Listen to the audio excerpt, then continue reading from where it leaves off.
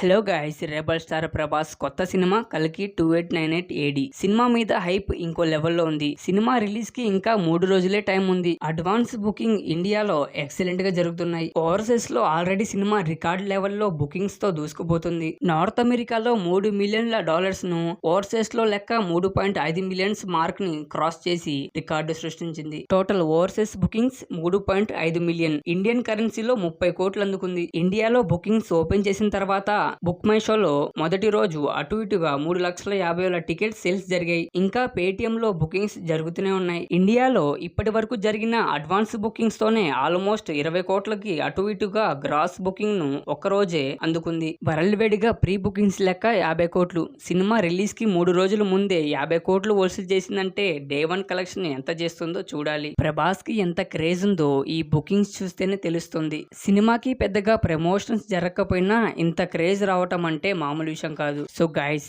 ఇలాంటి మరెన్నో movie collection updates కోసం ఈ వీడియోని లైక్ చేసి మన ఛానల్ ని సబ్స్క్రైబ్ చేసుకోవటం మర్చిపోమాకండి. ఇంతకీ మీరు టికెట్ బుక్ చేసుకున్నారా?